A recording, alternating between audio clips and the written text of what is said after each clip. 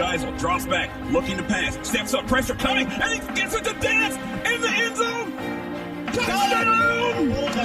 Dance scores a touchdown with 11 seconds left to go.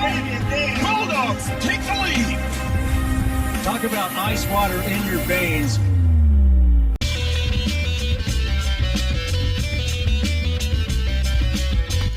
And welcome to another Beyond the Hashes, Coach Evan Ulery, presented by Bronze Gutswiller. Choose Bronze Gutswiller for your next construction project. Also being brought to you by FCN Bank. FCN, building stronger communities, member FDIC, and equal housing lender. Our guest today being presented by Daisy's Doggy Daycare and H&R Block. Coach, good to be with you again. And today's guest, you know, when I first started calling games for Batesville football, there's a few names that you say all the time, and this was one of them. Brady, welcome to the show. Yeah. Thank you, guys. So, obviously, Brady, you're a Batesville alum, and there's no doubt that our listeners, the first thing everybody wants to know right off the top, what have you been up to? Yeah, I'm currently junior year at Mount St. Joseph University, playing football still there at the Div.III level. I'm currently studying secondary education to be a social studies teacher. I'm at my second practicum right now, so I'm with 8th graders at Delhi Middle School. I go there about 3 days a week, and I have to do that for 70 hours, and then eventually move on to student teaching in the fall. So, yeah, that's all going well. And just started spring ball this past weekend for football, so getting that rolling and back into the swing of things. So, yeah.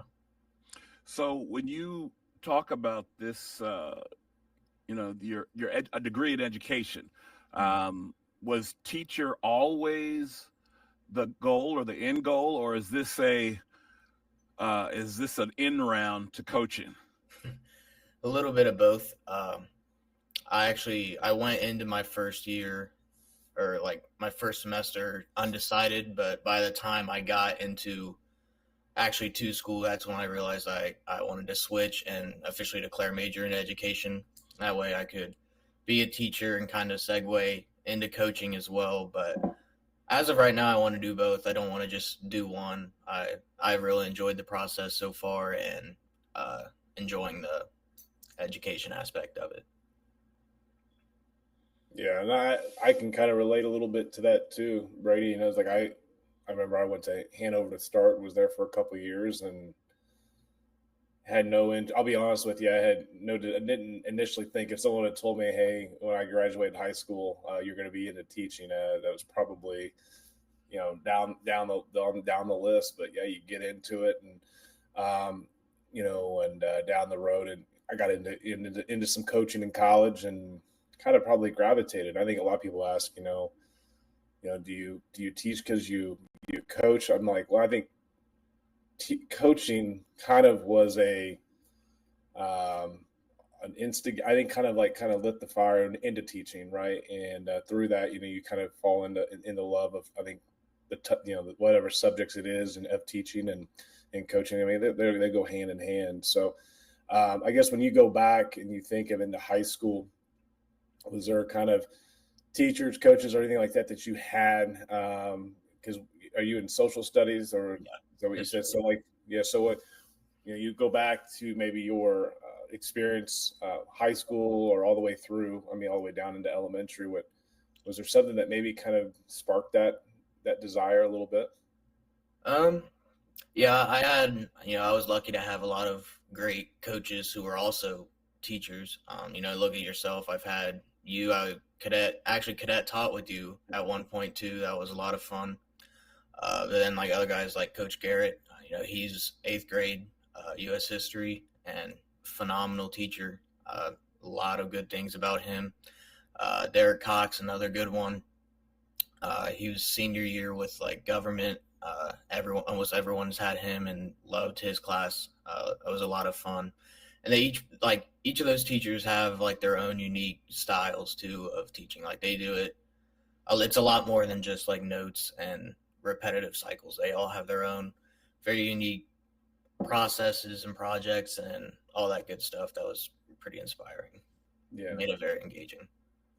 I always find that, there are definitely some subjects makes that a little bit easier, but, I've always heard a lot of good things, with our history and social studies and all those, that they've done a really great job, because I can remember at times like note taking, all that stuff's not a whole lot of fun, but I know Coach Garrett, I still call him Coach Cox sometimes, but Mr. Cox, they do a really good job. So we'll stay with high school. I mean, going back to your memories or just your experiences. So kind of reminisce just here shortly. Maybe some people may not know. Maybe go back in time of what that experience was like, and maybe some of the guys you played with, and maybe still stay in contact with. Yeah. So I graduated in 2022. So in terms of where like people I played with now, the freshman class my senior year was this year's senior class. So like Will Geisel, Cade, Kaiser, all those guys, got to share the field with them for a year for a little bit. But then my class was more Travis Lecker, Chase Hamilton, Luke Wilson, Jacob Meir, Will Meir too, all those guys. So still keep in touch with Travis. Obviously, that's like my best friend. Brady Westfeld, another one of my good friends. But yeah, and then younger part of my career, the seniors when I was a freshman was like Trey Heilige, Adam Badel, Austin Seifert, all of those guys. A couple years older than me, Sam Bowman, just to name a few.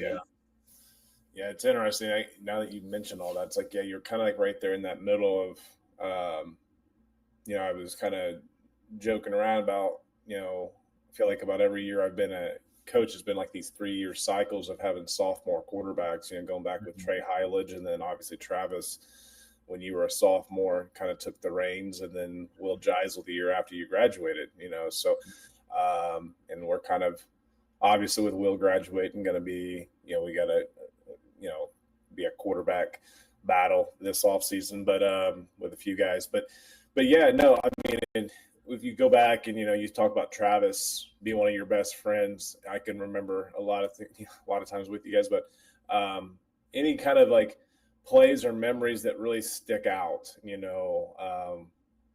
going back to those times with Travis and some of those buddies. I'll go back even before that, freshman year, actually. So it would have been sectionals against Greensburg that first round. And like we killed them. We put up almost like 59 points, almost 60 points or whatever. And it was so bad that freshman me was in the ball game. So I forget who was at quarterback. I don't know. I know it wasn't Travis, because Travis was in a boot at that point. He didn't play. He got hurt that year. I think it was I think it was Pullman too. And we get in and spread, and I swear the play was jet right. Like, so Jake Cruz was the other slot. He was supposed to come in motion, get the jet sweep, and I was going to lay a block. And I get put in motion the other way instead. I don't know if it was ran wrong or what, but so I'm confused. I'm running. I get the ball, first varsity touch, and the line's blocking the other way. Cruz is confused. He doesn't know what's going on. There's just two guys unblocked right in the backfield, and I just get smoked for like 2-yard loss right in first play. So that was fun. And, I remember too, that was a game Ed was dancing in the locker room after the game too. That was a lot of fun, but a little Rocky Top, if I recall, action. If I think that, it was definitely quite the game that we all remember. And it was a torrential, if I recall, kind of a downpour at times and just an absolute mess. But it was nice to get that win and move on to the second round. So Brady, when you talk about this busted play, and that's how you remember it, has it occurred to you that may have been your welcome to varsity football moment? that may have been on purpose? Probably was. Honestly, looking back, it was definitely a lot spinning up in here. A lot of jitters getting first in, but I swear, I don't know. We'd have to go back and look at the film, but I swear the line was blocking the wrong way or something. There's just two guys right in the backfield right away. Well, and it had to, and no offense to you, I mean, Jake Cruz was really fast. Yeah, right? I know, So I'm assuming the play was designed, so there's probably some type of communication. We'll just blame it on the head coach and the guy calling the plays, right? So, no, but so I mean, when we you go through your high school, and I know for myself, if I recall, your junior year, you kind of really started coming on. I think you really developed, you worked really, really hard, right, and really developed that body. And I think there was a game for my sake, I think it was maybe the East Central game your junior year, where it's like I started to realize, like, hey, you're really smart, and you just played a lot faster and processed so quickly that you really started kind of develop. And then I think as you got into your senior year, I know junior and senior year, we're talking about, hey, I might want to play college football, right? Mm-hmm. And so kind of talk about that process that you kind of went through, trying to figure out the best fit, for you. Yeah, so it was the summer before my senior year. I was kind of thinking about it, just seeing at least what kind of opportunities were out there, whether or not I wanted to or not. But you actually, I think, recommended, like, you had connections to the Mount, and that's how I got to, me and Travis both went to a camp that summer at the Mount, and we both did really well there. Actually, they offered both of us roster spots. Well, because at Div.III level, you can't get athletic scholarships, but like they can offer you spots on the team. And we both did really well. They asked us to come back another time, and we did another one, performed well again. I really liked the coaches there, the whole aspect, the campus, all of it. They were great staff, and I've been lucky to have mostly the same staff the whole time I've been there. But yeah, I just kind of fell in love with it right there. And, that after realizing that, I kind of started putting myself out there a little more on Twitter or X, whatever you want to call it now, but like developing, like, what kind of different aspects of it, how else can I reach out to more coaches and what other opportunities can I get? But and I fell in love with the Mount, right? I knew there, like, it was close to home. I really liked all the facilities and stuff. And so I didn't do a whole lot of looking outside other than that. But if I wanted to play after my senior year, that was probably where I wanted to go. Right. So, like, I mean, you talk about, positioning yourself, social media, obviously, what would be your advice? Obviously you might be a coach, moving forward here in the next couple of years, but if kids are asking, hey, Coach Hornberger, what can I do to, kind of, help position myself, whether it's a freshman in high school or that junior or senior kind of that makes that decision, like kind of like yourself, what would be that advice you'd give them now that you've had your experience with Mount?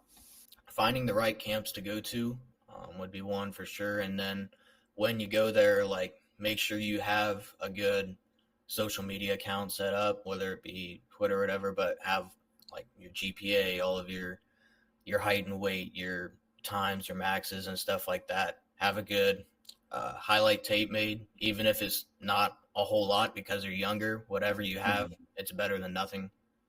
Just making yourself approachable and presentable, and then, like, actually once it's more than just going to camps. You can't just go there and just like perform and then just walk away. Making sure take time out of your way to go out and talk to the coaches, introduce yourself, ask for their feedback right then, what they saw, and just getting yourself out there more and more, finding more connections to different coaches. So that would be my advice.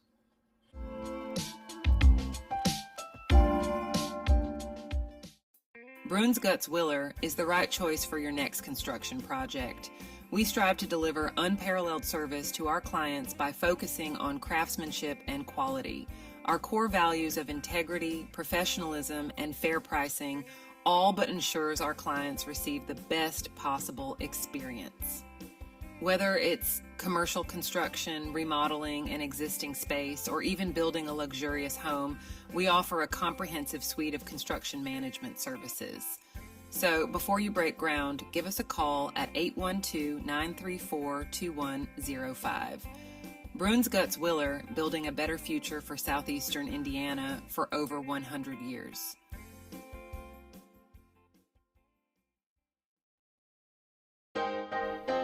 You know, Leon, one of the things that I like most about working and living in Batesville, it's the community.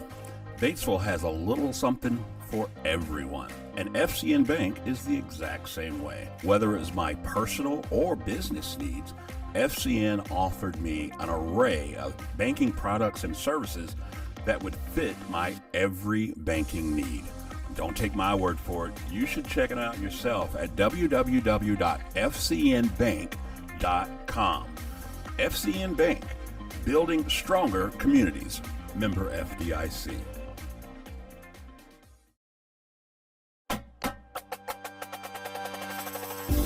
Let's run it back. More from Beyond the Hashes. You know, Brady, you talk about this transition from high school ball to D3 to college football, and you always hear people talk about the speed of the game. Oh yeah. My question to you, would you say that was a difficult adjustment for you? And was there a moment, a speed of the game moment, where you realized, holy smoke, this is not high school anymore? Yeah, and that was that actually hits you pretty fast in camp before you even get into the games. You know, just practicing the way practices are set up at the high or Div.III level. Big challenges, especially freshman year. You know, you're learning a whole new playbook that is a lot more in depth, a lot more coverages, a lot more blitzes. So many different more responsibilities, and like the defense can be completely different than what you ran in high school, where like the terminology can be completely different. And that's something our staff does a very good job of, is like taking extra time to make sure, hey, are we teaching this right? How can we accommodate each other? But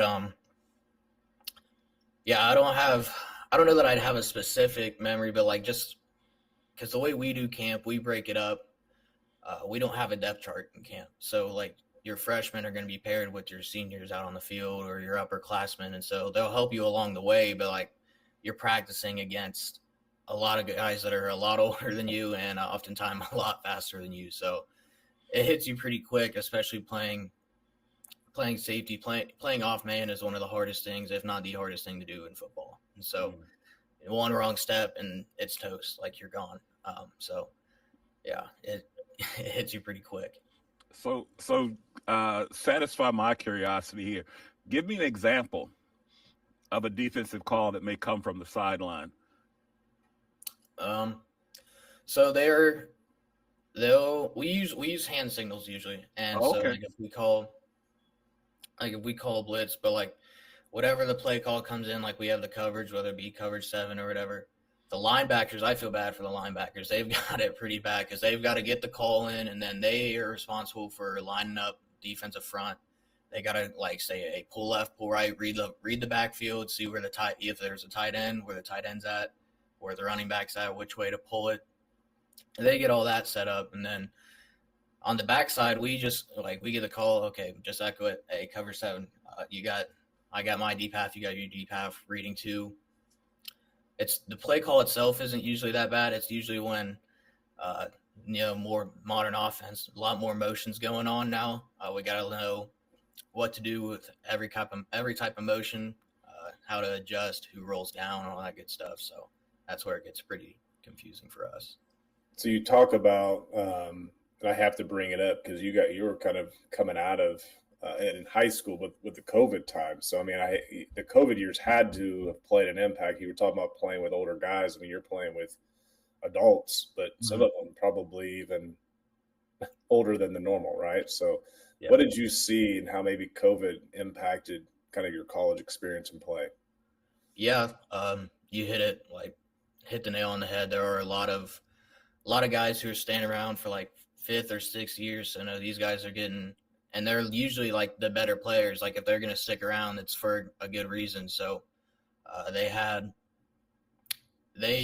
it's hard as a freshman to get past these guys who are, they've been here for so long and they're taking these extra years, and kind of puts you at a disadvantage a little bit. But the effect of it, we had the past 2 senior classes we've had were been like massive, and that's been a big part of our success, especially like the past year. Like since I've been there, the past 3 years, I haven't lost a conference game, and that goes to a lot of the people who have come before me and the foundation they set. And so them sticking around, they had a lot of good leadership for like these younger guys, but now that finally they're all getting out, it's looking a little bit different now, and how the size of the team is a little different now. And I know just Saturday we were talking about it, Coach Hopper, head coach, we've got more recruits coming in this fall than we have guys on the team right now in spring ball. Oh, wow. So a lot of turnover. Yeah. Gotcha. So, I mean, got to ask, so what do you feel kind of separates them out? I mean, they've gone, what you said, 3 years undefeated. So, I mean, it's at least in conference, yeah. In conference, right? In conference play. So you've gone to the playoffs. It seems like it's become kind of an annual thing for Mount St. Joe down there. So what do you feel like really sets Mount St. Joe kind of the Mount apart from those in the conference, or maybe some of the other Div.III schools in the area? We do a really good job recruiting, and like I mentioned before, how we teach.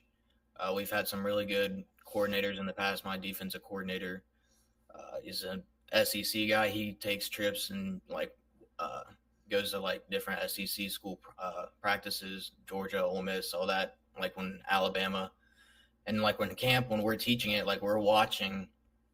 We watch clips of like how we run it in games, but even before that, we're watching cut-ups of like these big Division I schools and how like we're running the same thing they're running. So we're seeing the best of the best. We're getting explanations from the best of the best. And then back to how like the fluidity of camp that I mentioned before, that helps a lot, bring younger guys up to speed and making sure they know early on what's expected of them, what's going on, what's it look like. Having someone who's more experienced by your side that can build your confidence. And then offensively, that's what's been like our big part. That's been our identity, is offensive side of the ball. We like to air it out. So we've had a lot of success with that. A lot of great players and great coaches on that side of the ball. So I'm gonna shift gears just a little bit here. So I mean, you are all conference, academic all conference. Obviously you were a great student, great, obviously great athlete too. So what would a typical in season look like for your schedule for you? I mean, I know you got spring ball now, but it's like, what does that look like in season? How in the world do you balance that? But I think for some people, I think to know, I mean, how does Brady Hornberger balance it not only on a really good football team, but also, you had the academic all conference as well added to it. Yeah, that's something we take a lot of pride in that too, especially that's one of our policies, like team policies for freshmen. You have to do, we call it study tables, 4 hours a week. So you have to go in the library, sign in, and it's time that you're required to go in, sit, and either do homework or do other academic stuff. And they make that your first semester of freshman year. They build that habit for you basically, and require it. If you miss it, you either miss practice, you can't dress, can't do any of that. They take that very seriously. That way, at this level, you have to make sure you're getting the student aspect of it and getting a good foundation set. So that definitely played a big role. But to that, like, daily schedule, we'll have your class schedule is going to look different, obviously, on whatever major you are. Early on in my career, it was a little more classes each day because I wasn't in the classrooms yet. I wasn't at my practicums and whatnot, but you'll have classes, and then we lift in the mornings, Tuesdays and Thursdays in season. So you'll get your lifting group and your lifting time based like upon your schedule. You have time to go in classes, practices from around 3:50, 4 o'clock to about 6:30, depending on the day. And so that time's cut out. And then Mondays are our off days. And then Sundays we'll have film. Fridays, all we have are walkthroughs in the morning day before a game. So, so a lot of time management in there. Nice thing is, you get a lot of that carved out, right? So it's good. It's good to see and good to hear. And like I said, I was proud of you when I saw it, and it's definitely good traits and things, because obviously it just carries on, right? I mean, you're gonna as you move on outside of college, having that management, that structure. So. So you talked about your schedule, like everything kind of basically backed up a day compared to high school, right? So you get your Friday walkthrough, game on Saturday. I have to ask, like, what would maybe be one of the best environments you can recall, games that you can remember that Saturday afternoon in college? I would say definitely the playoff games. Those are, that's a whole nother level, especially since so for those who don't know, D3 playoff, it's a bracket kind of set up like March Madness, how it is like the bracket. We have a bracket reveal show, everything, and they expanded it this year to 40 teams. So there's like the 32 conference winners, I think, and then 8 at-large bids. And our conference, at least in recent years, it hasn't been the strongest. So our strength of schedule, we don't get. We could go undefeated or like have 1 or 2 losses, but we're probably not going to get a home game. So we're going to have to travel. We're going to have to go. And some of the different places we've gotten to go have been pretty exciting. We went to Wheaton College, which is up in Chicago, my sophomore year. And then this past year, we were at John Carroll, which is up in Cleveland. And that was at Don Shula Stadium. So that was pretty cool to see all that good stuff. But those are exciting. And then this past year, we actually did play. We had a Friday Night Lights game this past year too, week 2 at Hiram. That was pretty cool. Play under the lights that was like the first time we've played a night game since I've been there. So that was a pretty cool environment. And I guess that'd be one of my questions is, what does it feel like, the difference of playing a Saturday afternoon compared to a Friday night? Did it take some time to adjust, I'm assuming, or? Yeah, a little bit, because you're waking up. We'll have a walkthrough usually about 8 or 9 a.m. and then we always meet at like our statue in the quad, and then we'll go have team breakfast or whatever, and then just straight to the locker room and then just chill there, and then head out usually around 11:30 or so. Get out your warm ups and then go out, and it's bright and early, ready to go during the day. It's nice too. You get it out of the way too. You have the rest of the night too. So yeah, it's always interesting. I mean, I know like we've had a couple times, where you've had to play a Saturday afternoon, because of weather delay or whatever it is, in high school. So it always seems a little awkward, a little different, but I'm sure like everything you get, you sort of adjust to it.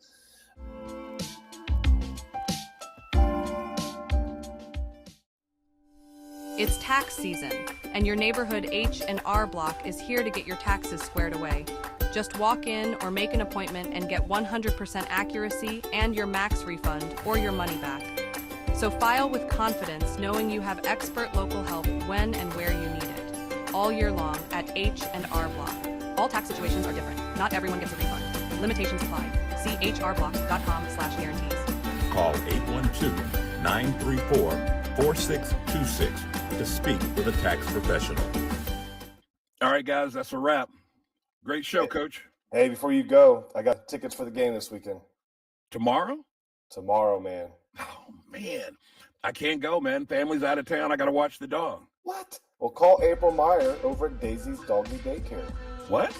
Yeah, Daisy's Doggy Daycare, man. Hold on a second. Let me Google that.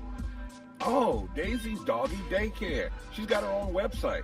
Matter of fact, here's the phone number. I'm going to call them at 812-932-7877. Why do you like it so much? Oh, man, she was awesome. She's personable. She's going to take care of you, communicate with you while your dog's there. She's even got a YouTube channel, and you can check out the dog. That's legit. But what if they're closed up here in Batesville? Hey, she's got one in Greensburg, too, man. Oh, snap. All right, let's make it happen. Daisy's Doggy Daycare. in Batesville and Greensburg.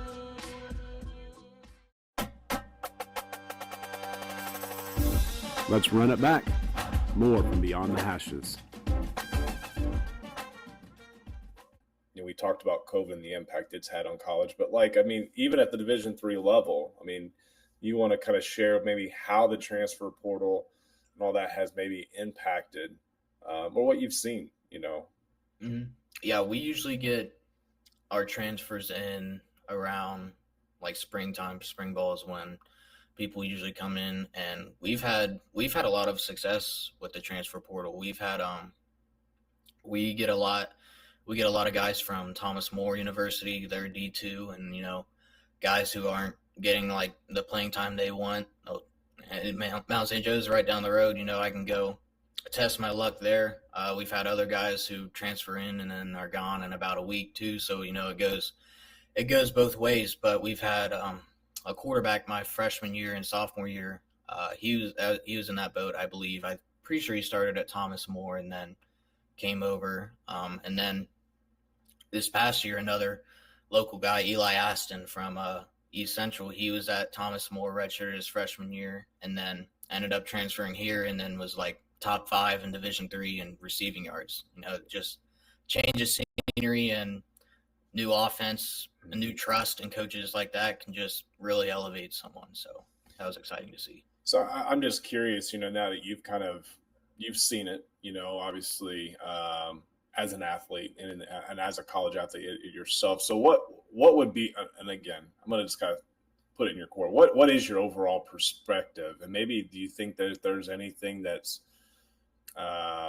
maybe some people that are outside, just a common casual person or fan of college sports that maybe doesn't understand? And I'm just curious your overall perspective on the process of the NIL and transfer portal mainly. Yeah, NIL, we don't have – I don't think there's a lot to do with us or like many guys who are super involved with that at this level. Mm-hmm. So I don't have a whole lot to add on that aspect. But, the transfer portal and all that, a lot of the stuff like day-to-day lives and like relationships with teammates, it can be a lot more individualized than like at the high school level that you compare, because it's different at high school level. You're all like, you've been with the same guys for probably 10 years. Like, these are all guys you've gone to school with for the most part of your entire lives, at least the main core of it. At the college level, you're going somewhere new and you're proving like you belong, and you have to compete at a different level each day just to like show you belong, earn your spot. And, there's going to be other opportunities. You can leave a lot easier too if you need to, compared to high school, like where that's not. I know there's rules are starting to change a little bit more with it, but it's a whole different ball game. And Brady, not to beat a dead horse, but this is interesting to me, the transfer portal. What would you say the biggest driving force? Would you say it's playing time or fit? What is driving or fueling the transfer portal from a player's perspective? I would probably say playing time and, having relationship with the coaches too, having trust in your coach to, are they seeing me the way I see myself?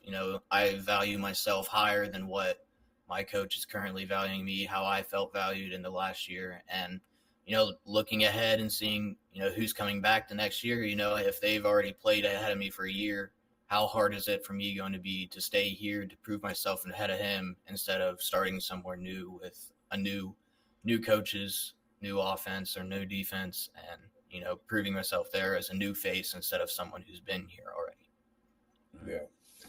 Yeah. And I always curious too, I've always, I'll share kind of a little bit my thoughts as a coach, as a high school coach, and I think, obviously now at the high school level, the IHSA passes the whole one transfer rule. And I'm not going to dive into this, all that stuff, but we're seeing how it's trickled down, and many people even ask me, hey, is this good or bad for the sport? And, I think overall, I say this, I think it makes it more important as a coach to really be transparent, honest, and to build relationships with kids. Mhm. I think if ultimately in the end, I would assume a lot of these people that at the college level, if you truly invest in the kid and truly invest and develop in the culture, the dynamics that you've talked about at Mount St. Joe, right? That people want to be there and they trust that you are going to make them better. Then I think you're starting to see that the programs at the collegiate level that are truly doing that, they're truly investing in the kids, are the programs that are excelling. Because I think people are very quick to judge kids or young athletes of, they're just leaving to find an easier route. And maybe there are some of that, and you can't, but I think in many cases, I think we could say that there's not sometimes transparency in college sports. You go in with the mindset that, this is what they told me when I was 17, 18. Then you go in there and it's a whole different ordeal, or the coaching staff leaves. And, you talked about in your case, you were kind of gravitated there because of some of the coaches, and those are relationships that you build. And I know I'm kind of on a little tangent here, but I think so many people are so quick to judge the athlete and the kid, when in many cases, the kid's he's trying to look out for what's best and, what's best for him and his future. It's not necessarily the easier way. It's not easy transferring schools. It's not easy learning a whole new system. Like you mentioned, a whole new language, and it's just, I think, truly knowing that, hey, these people have the best interest for myself, and they've been honest and transparent. Because when you're connected with people, usually you want to stay, you want to play. And I think it's been great, Brady, for your sake that, you've gone down to the Mount, you've had a great experience, had a great staff, and the dynamics down there. It sounds like, again, they got it rolling, man, right? I mean, they're on a good little run here, and hopefully they keep going with it. Mm-hmm. Yeah, great conversation, guys. And, Brady's been spot on this whole process, right? He's got the right answers.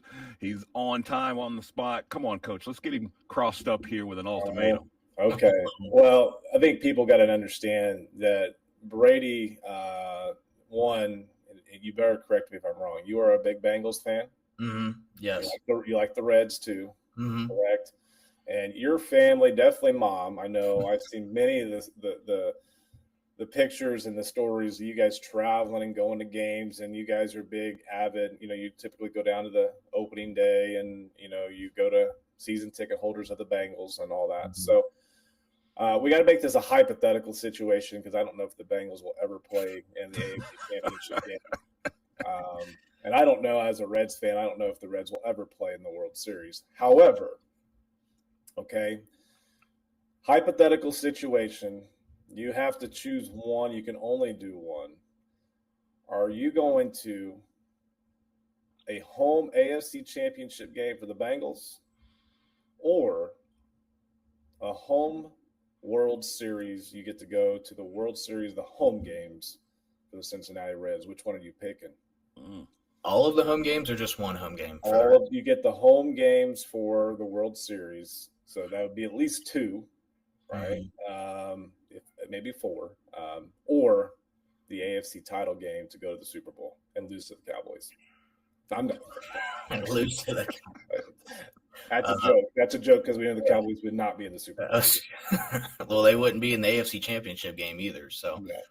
But man, I think I'm leaning more towards the Reds. I've been a bigger Bengals fan, but no, I've been lucky to see a lot more of success from the Bengals. Luckily, as you said before, my mom and I and Shalon Kreckler, we actually went to the AFC Championship game in Kansas City, where they lost late, and that was a great experience. I've been to playoff games in Paycor Stadium too. It's a whole nother. It's insane. I was there at the famous Sam Hubbard play. I got to see that live. That was awesome. But the Reds haven't done anything since I've been alive. So like that, being able to see multiple World Series games, I think would be my choice. Just because they've been I've heard stories like my dad talking about how good they were back in the day too, and stuff. I was like, man, I didn't get to experience any of that, Big Red Machine. But yeah, I'd like to see them kind of come back to life too. So I think I would lean a little more Reds right now. So okay. I think he's got that right, man. There is just the buzz around a World Series game is incredible. Now, understand, this is coming from a guy that lived through all 13 pennant races of the Atlanta Braves, that whole period. And when you get to the World Series, again, the buzz is just so great on every pitch. You're just hanging there on every single pitch. It's something special. Mm-hmm. For sure. Yeah, and I can go back. I mean, when the Reds did have, the success, what was that, 2012, 13? I can't remember back then. And it's like, man, they were all they had to do was win one game at home. Mm-hmm. They didn't. Yeah, it was like we had that weird setup where they got to play 2 in San Francisco. All they had to do was come back and win 1. And man, but it's like, yeah, I was curious, being that you're an avid sports guy, you guys go to a lot of games. I was always curious of like, hey, would we take a World Series trip or a AFC title game? Now, just real quick, Bengals, Super Bowl, Reds, World Series, though, which one are we taking? Bengals Super Bowl. I got to do it just because they never had one. Finally get one, hopefully soon. Last night they made the deals with Jamar and T, so that's a lot of change, but hopefully it works out. No, well, you got Burrow and you got that group. You're always going to have a puncher's chance. I mean, it could be worse. I mean, you could be a Falcons fan. Settle down. But yeah, we got to throw a jab at Terrence. I mean, I always, we got the Cowboys, and I just. It is what it is. I've just learned to just be a fan of the NFL rather than, knowing that my team is not going to do anything other than do something stupid. So that's just what we do. So anyways. Hey, Brady, really, we want to thank you so much, man, for being so gracious with your time. Good to be able to talk a little ball with you, man, and catch up on all things going on. Good luck with spring ball, and let's hope this upcoming season is your best one yet. Yeah. Thank you guys. Really love what you guys are doing too with the podcast. I've been listening to every episode and keep building that culture, man. It's the whole program's just continued to rise up ever since I've been gone. So love what you guys are doing, and thanks for the opportunity. Thanks, Brady. Proud of you. Love you, man. Love you too, Coach. All right. Until next time, go Dogs. This has been an Overtime Media original production presented by Bronze Gutswiller and FCN Bank, member FDIC and equal housing lender. We are profoundly grateful for the support of all of our sponsors, including Daisy's Doggy Daycare and H&R Block. Your continued support is key to our success. So until next time, be sure to like, rate, and subscribe. And as always, be a friend and tell a friend about Overtime Media.